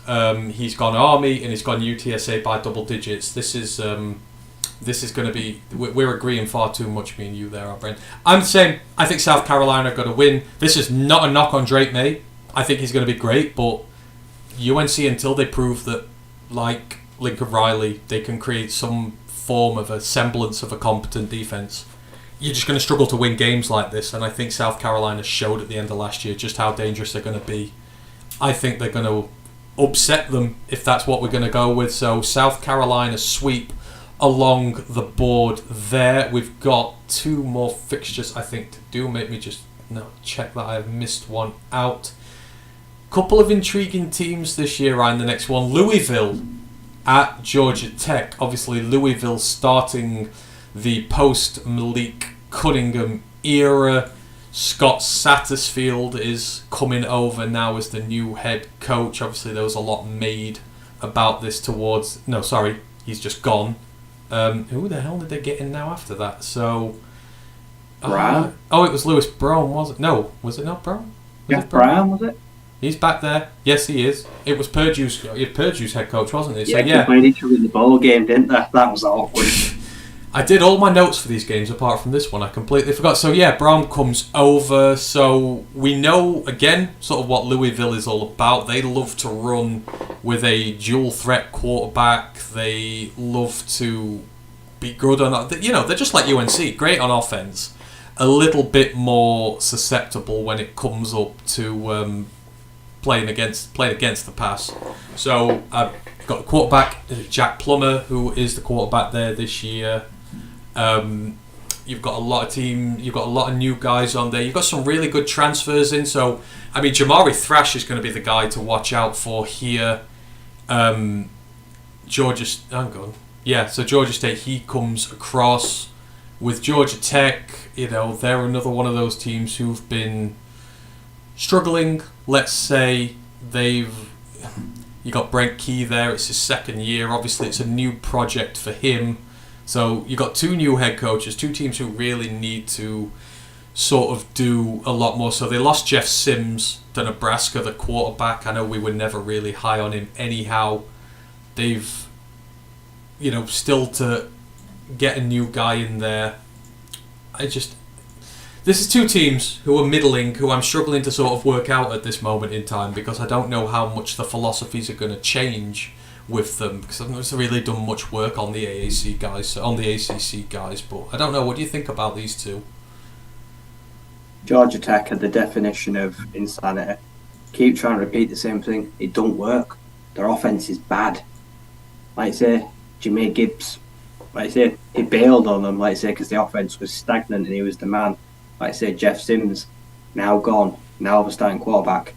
They cannot seem to leave it behind and find the pocket passer. They just want that mobile quarterback that can use his legs.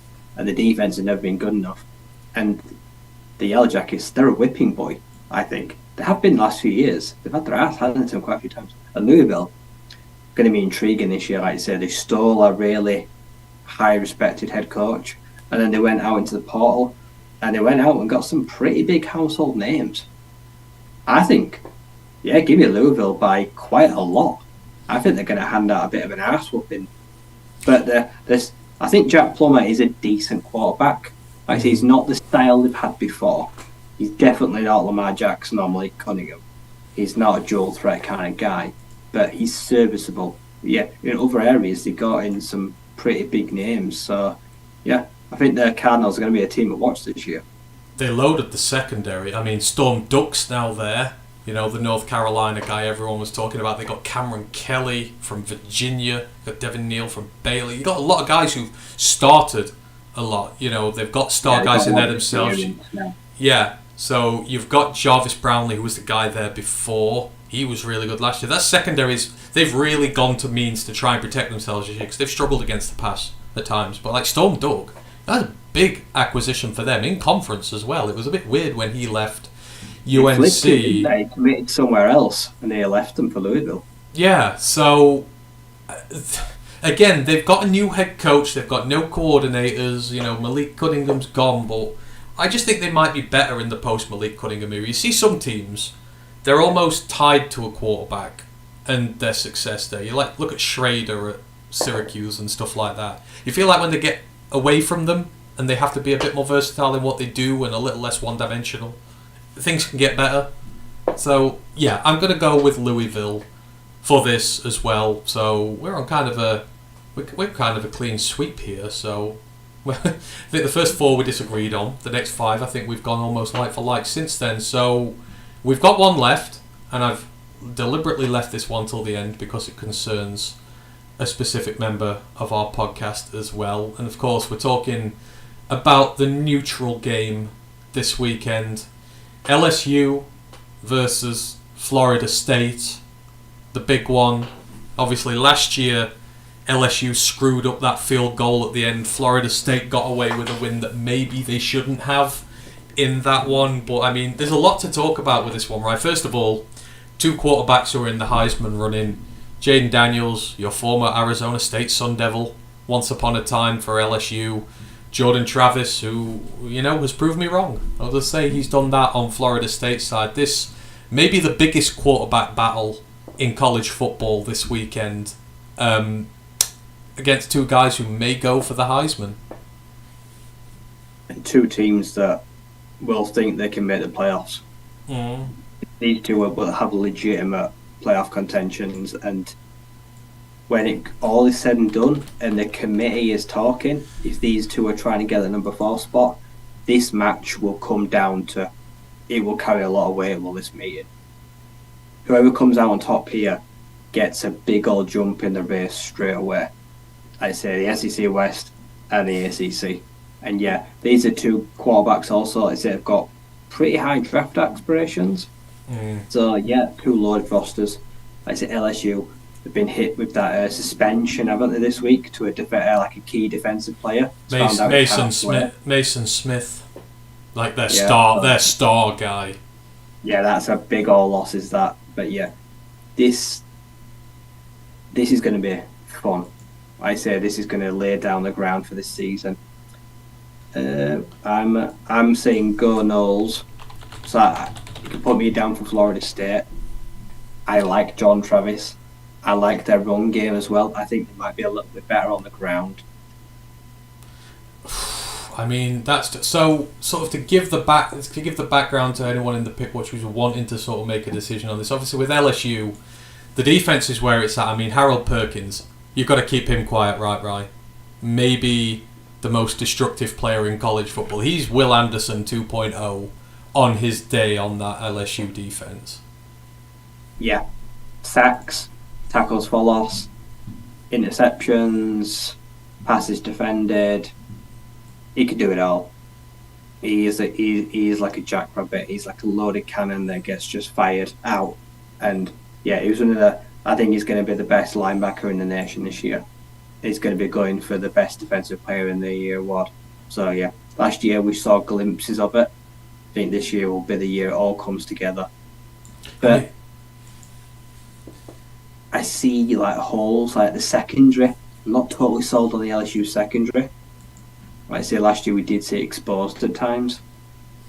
So there's a few problems. Obviously, they were second worst in sacks in the SEC last year, LSU. They gave up a lot of pressure on Jaden Daniels. So you've got 4 starters back this year. A couple of them were freshman guys. So you're going to hope that gets kind of better there. Jaden Daniels obviously good rushing quarterback, but so is Jordan Travis. And I mean, you build up against the run. If you're Florida State, it's all based on the run, isn't it? You got Trey Benson, you've got a really good running back room, and that sets up Travis to go down there. That's how the offense works. And then on LSU's side, you throw the ball a lot more. They need to run the ball better, but they work better on their defense. You've got to keep Harold Perkins out the backfield, but likewise, you've got to keep Jared Verse out the backfield for Florida State as well. He's one of the best players in college football, period. I see him going top 5 in the draft next year when he's done this season. I just don't know. This is very tough. LSU, like you said, this has playoff implications. So when it's such a big fixture, you just don't know who's going to come up on the day. It's very tough because these are two insanely talented teams. But you're right, Florida State do have the better overall team, I feel. You feel like there's less holes there. The defense is good. You've got your star edge rusher. Your offensive line's good when it comes to running the ball. You've got the running backs, you've got the quarterback. But LSU are LSU, and they just have a knack of pulling it out the bag when they need to. This is really, really tough. You know what? I'm going to go with Florida State, because if they lose, I'll spend all next week bitching about them. And it's kind of a win-win either way, so I'm going to go Florida State as well. But, I mean, there's the 10 games there. There's some very intriguing fixtures. Who are you going to be watching? Who would you advise to watch out of those ones, that we've just talked about? I do think UNC and USC, I think that's going to be very interesting. I think South Carolina, after what last year, should be full of beans. I say, and I like Shane Beamer as a head coach. I think they'll be looking to make some waves in the SEC this year. And yeah, like I said, Drake May, who is he going to throw the ball to this year? Going to throw up a ball on Houghton, yeah, he's getting them. Where's it going?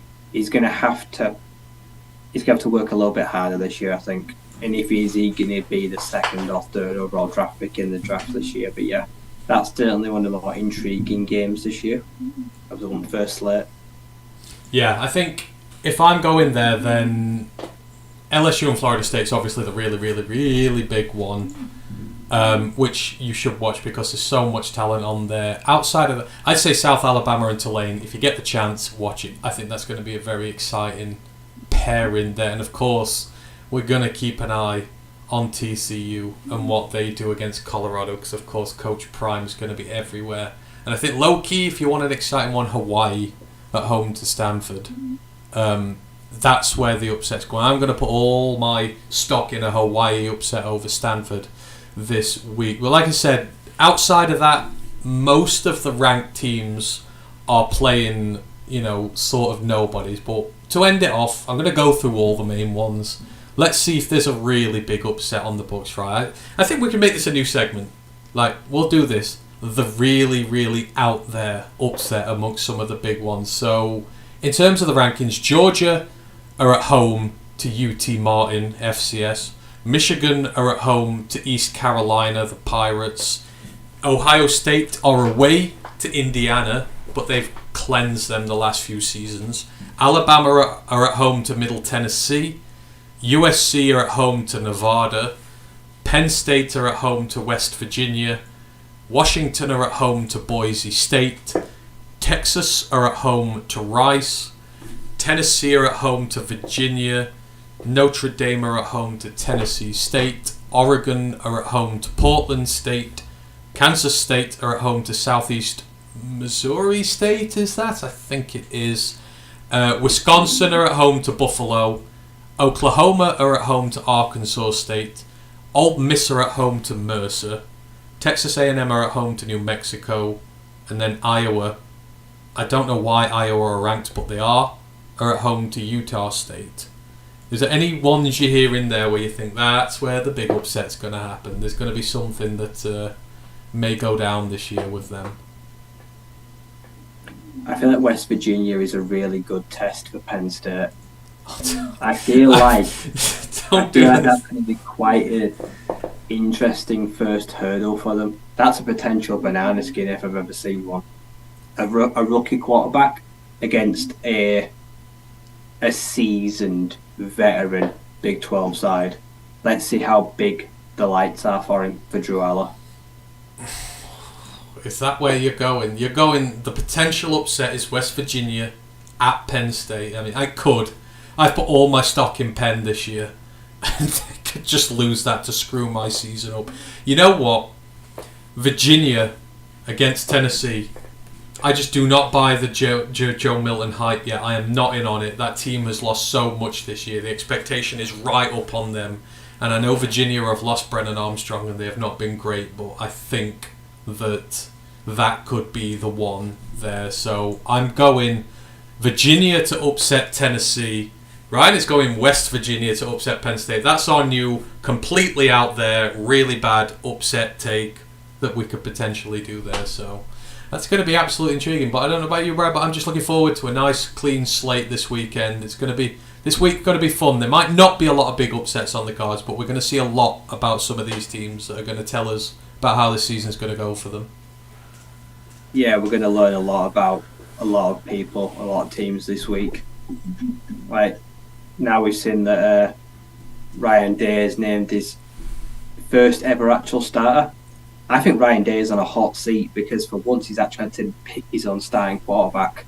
He's had to actually choose. It's not been gift wrapped for him because he already had, like say, CJ Stroud was just given to him. It was never in doubt, but he's had to choose Kyle McCord. So let's see how Ohio State get on against Indiana. That could be quite intriguing. You know what? I'm going to say this. I don't think he's all that. Everyone goes, oh, but he's 28 and whatever against the Big Ten outside of Michigan. But Basically, as an Ohio State head coach, you have one job right now. That is to beat Michigan. Because without beating Michigan, you can't get to the playoffs unless the playoff committee takes bribes, which they did last year, and you can't win the Big Ten. And as an Ohio State head coach, you've got to win the Big Ten and you've got to win playoff games. So if you can't beat Michigan, then you're no good at your job, really. Doesn't matter how much you beat all the other bums in that conference. So I agree. Fired if he finishes behind Penn State and Michigan. Oh God, I've forgotten the Twitch. I've not forgotten you on Twitch, Dan. I apologise. I love all you in there. I've not come around yet. If you've got any questions, because we've sort of done everything now in terms of our previews and that. If you've got any questions, anything you want to ask before we get out of here, then please do. But sorry, go on. You were saying about McCord. Do you think Ryan Day gets fired if he finishes behind Michigan and Penn State? I'd fire him if he loses again. I think they're the big house this year as well, aren't they? So he's got to go on the road and beat them this year. But I've said this, I think Penn State are going to beat the lot of them. I think Penn State are going to lose at Ohio State, but Penn State are going to beat Michigan, and Michigan are going to beat Ohio State. There's going to be a little triangular formation of them all, but Penn State come out on top of it. That is my thing, and I know people are not going to like that, but that is what I have there. But that is to come in future weeks when we see what happens there. None of these teams are in danger this week. So yeah, thank you everyone who's joined us. Hope you enjoyed the review of week 0, the previews of week 1. Obviously, this is how the season is pretty much going to go now. We're going to review the previous week. We're going to preview the next week. I've got a few other shows we're going to mix in there with you as well. We've got one lined up, which I will announce very shortly. I think I did mention it on the main podcast the other day, but it's going to be a very fun one. We're going to talk about an area of college football we don't talk about much with someone far more knowledgeable about it than we are. So that's going to be a good time there. Just in terms of our next shows. Oh, hang on. Okay, we'll go back to Switch. So Cromon goes, it's not big, but Utah State beating Iowa would be par for the course. Ooh. Iowa's got Cade McNamara now. Utah State, they were just a mess last year. I don't know if they've got the offense to beat Iowa, because Iowa, they're just loaded with studs every year. That defense is going to be good again this year, despite all they've lost. And you feel like with Cade McNamara, they're not going to be as bad on offense again as like a touchdown a week. I don't know. Can you see an upset there? I can't, no. I feel like Iowa have to be better. Like I said, they've upgraded quarterback massively.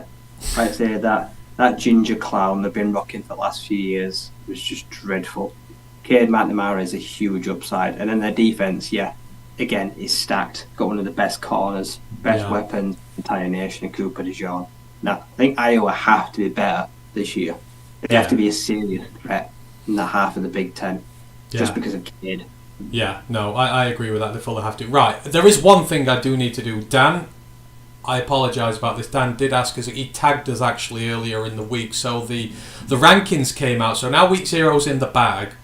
I think it was Chris Vanini tweeted out what the rankings were for this week. So number 1, he's got USC. Number 2, he's got Notre Dame. Number 3, he's got San Diego State. Number 4 is UMass. 5, Vanderbilt. 6, Jacksonville State. 7, Louisiana Tech. 8, Georgia. Dan asks us if we agreed with that. I'm going to straight up say no. USC are not number 1. I don't care. That defense is not good, and it has not proved a damn thing. Notre Dame, they both played Mountain West teams. Navy, not a bad one.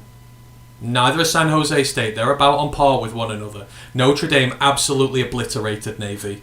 And they've now got a quarterback to go with that defense and that running game this year. I've got Notre Dame ranked 1 above USC. I might not even have USC ranked 2 at the minute. I don't know about you, Rye. What do you think? Do you agree with USC being ranked number 1 after week 1? Just because they scored all them points? I'd probably go with Notre Dame. Played the more complete game. Like I said, and they were just better on both sides of the ball for 4 quarters. I'd have them at 1 and USC at 2. Yeah, so I'd switch it. I'd have Notre Dame at 1, USC at 2. San Diego State. Yes, I would. Then I'd probably put Vandy. Then I'd probably put UMass, Jacksonville State, Louisiana Tech. So for the most part, yes, but USC and not a number 1 ranking. I don't care. That defense, until it proves me otherwise, is always going to leave me sceptical. Right, I'd say, if anyone else got any other quick questions they wanted before we go, then just let me know. I'm just going to go through all the stuff. So the next show's Monday, main Detroit Lions podcast. We're going to be talking about our season predictions. Please come along, tell us how many games you think we're going to win this season.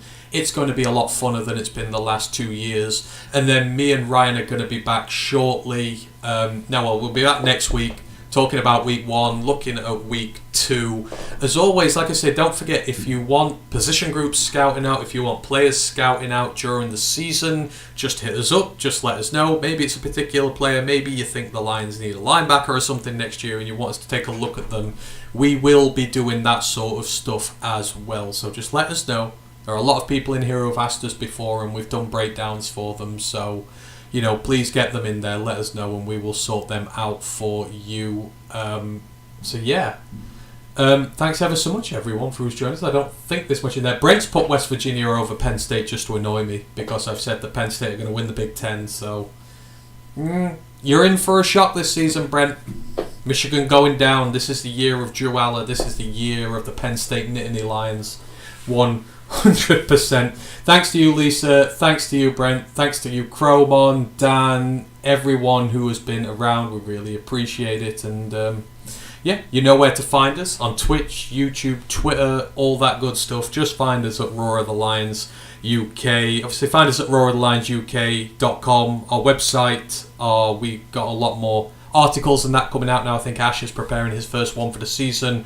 Our own Stephen Collins put up a really good one, our season preview for the Detroit Lions. He loves to bring it, and he's coming back to the show on Monday. So, we love you all.